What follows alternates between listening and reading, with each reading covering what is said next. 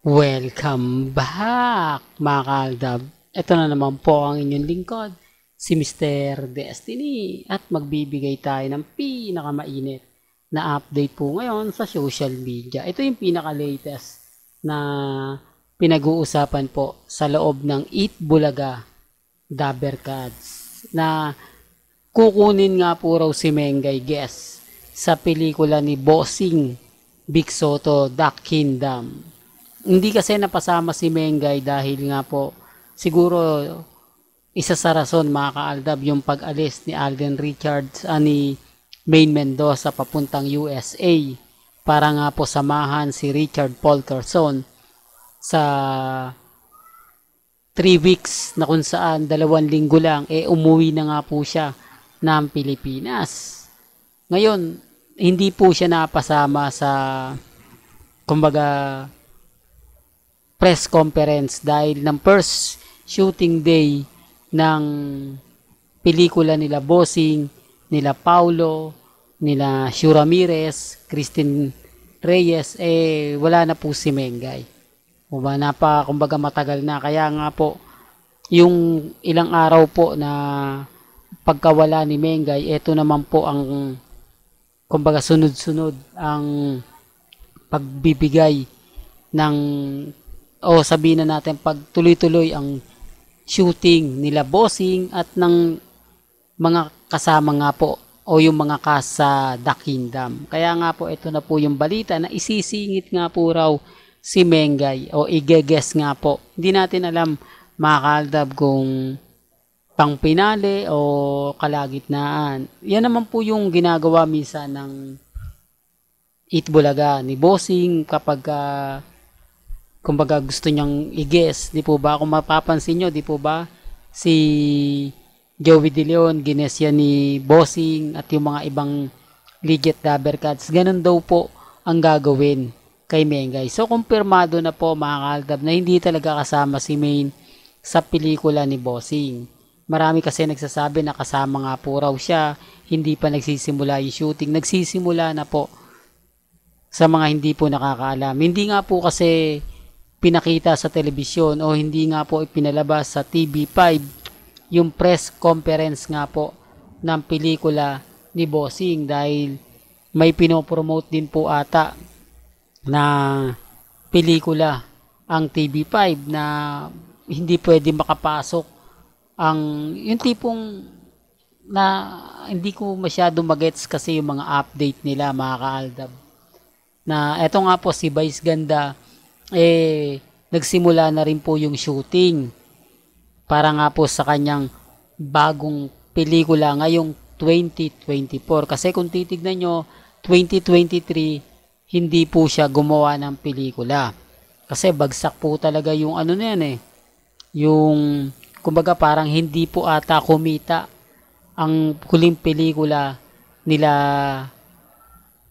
Vice Ganda kaya hindi muna siya gumawa. Ngayon, kumpirmado na po, kasama po siya sa Metro Manila Film Festival. Kaya nga po, gumawa na rin ng pelikula si Bossing. Sabi ko nga po sa inyo, sa mga pagbibigay lang po ng mga kaganapan o update, hindi po magpapahuli si Mengay. Kaya nga po maglalaban-laban si Bossing, si Vice Ganda, at yung mga iba pong artista na komedyante po.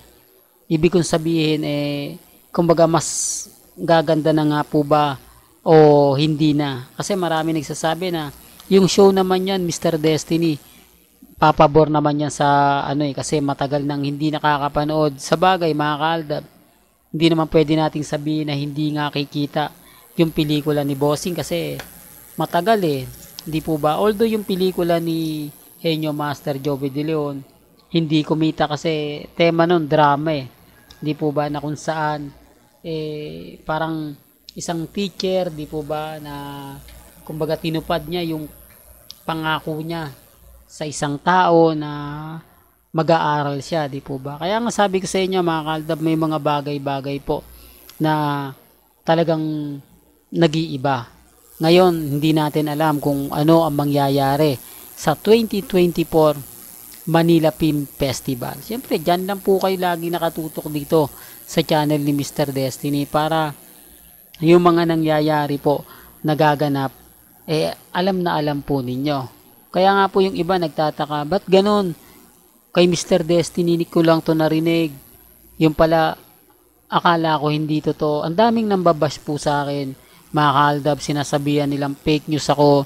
Pero bukas sa makalawa, makikita na po nila, mapapanood na nila. Yan ang, kumbaga, hindi na. Wala nang magre-react sa akin na tama pala yung sinasabi mo, Mr. Destiny.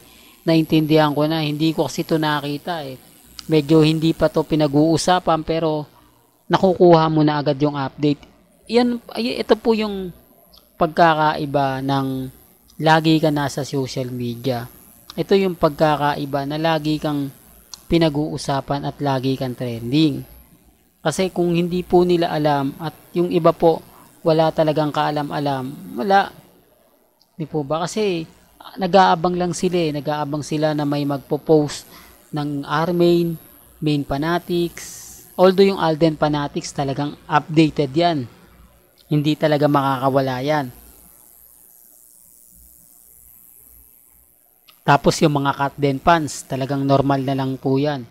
Pagdating po kay Mengay at kay Congressman, wala talagang update. Ito yung pinapaliwanag ko na hindi naman po talaga nila binibigyan ng atensyon ang mga Armain. Masakit na salita, pero yan po yung totoo. Na, kumbaga, baliwala lang kay Congressman kung mawala man ang Armain o hindi.